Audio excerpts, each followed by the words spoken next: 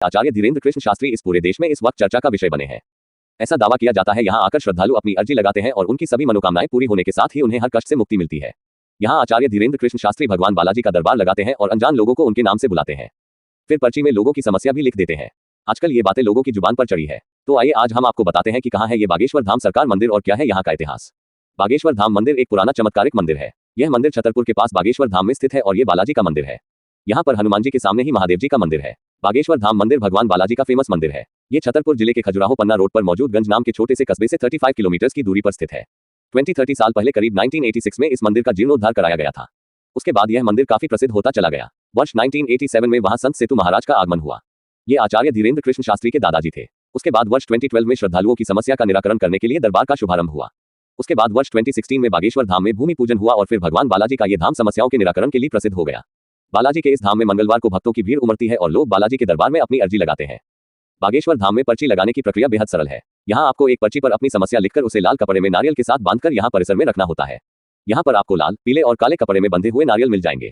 इसके पीछे की वजह यह है कि अगर आपकी अर्जी सामान्य है तो और लाल कपड़े में नारियल बांधें, अगर शादी विवाह से जुड़ी अर्जी है तो नारियल को पीले कपड़े में बांधें और अगर अर्जी प्रेत बाधा से जुड़ी है तो नारियल काले कपड़े में बांधें। इसके साथ ही ये भी कहा जाता है कि अगर आप यहाँ आकर ऐसा नहीं कर सकते तो अपने घर पर ही पूजा स्थल में नारियल के साथ अपनी अर्जी लगा सकते हैं। ऐसा विश्वास है कि घर पर लगी अर्जी भी बालाजी सुन लेते हैं। ऐसे पता लगता है कि अर्जी स्वीकार हुई या नहीं। आचार्य धीरेन्द्र शास्त्री बताते हैं कि अगर आपने अर्जी सच्ची श्रद्धा से लगाई है और आपकी अर्जी स्वीकार हुई है तो आपको सपने में लगातार 2 दिन तक बंदर दिखाई देंगे।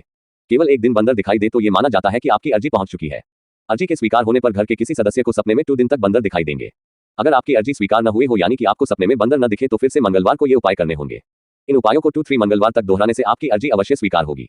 अगर आप बागेश्वर धाम सरकार मंदिर जा रहे हैं तो सड़क मार्ग की मदद से या ट्रेन या हवाई मार्ग से यहाँ तक पहुंच सकते हैं। भोपाल से बागेश्वर धाम की दूरी करीबन 365 किलोमीटर है। ट्रेन से जाने की इच्छा रखने वालों के लिए बागेश्वर धाम छतरपुर रेलवे स्टेशन या फिर खजुराहो रेलवे स्टेशन से भी पहुंचा जा सकता है। इस रेलवे स्टेशन से धाम तक के लिए आपको टैक्सी या बस भी आसानी से मिल जाएगी।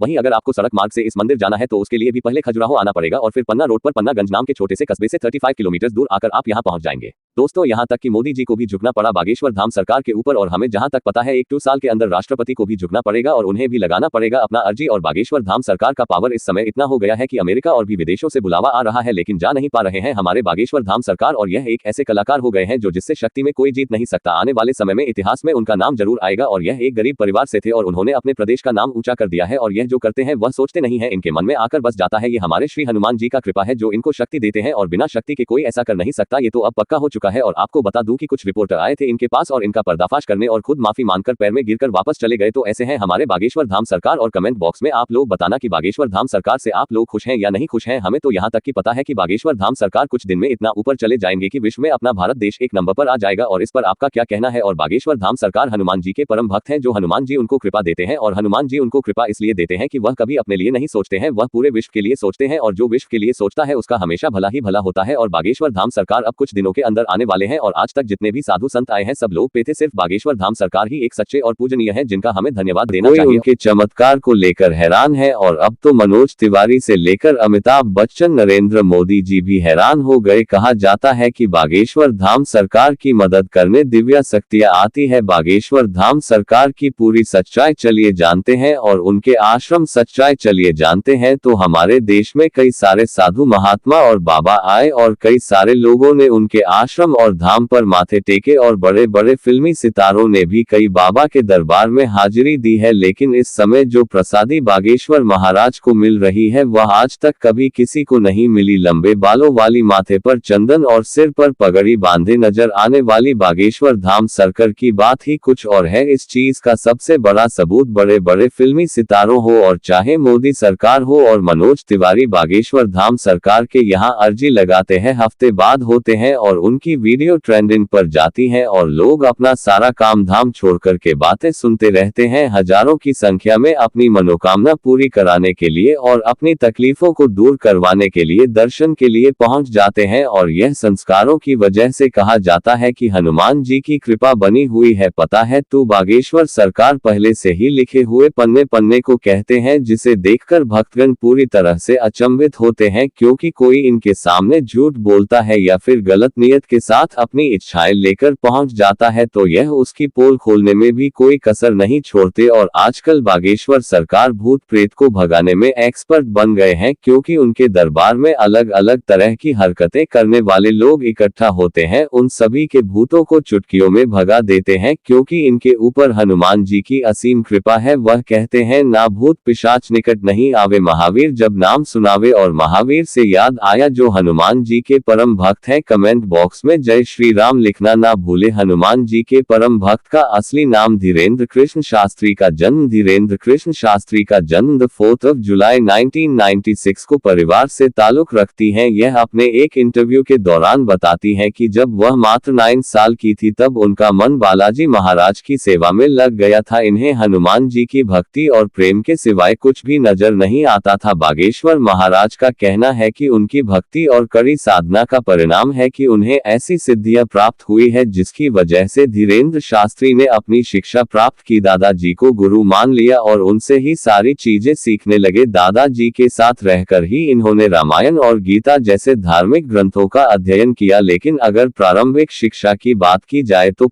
8वीं की पढ़ाई पूरी की और उसके बाद अपनी आगे की पढ़ाई करने के लिए अपने गांव से 6 किलोमीटर दूर जाना पड़ता था, क्योंकि गांव में हाई स्कूल नहीं था। वहां की मी के बाद धीरेन्द्र शास्त्री ने बैचलर ऑफ आर्ट्स में भी अपना ग्रेजुएशन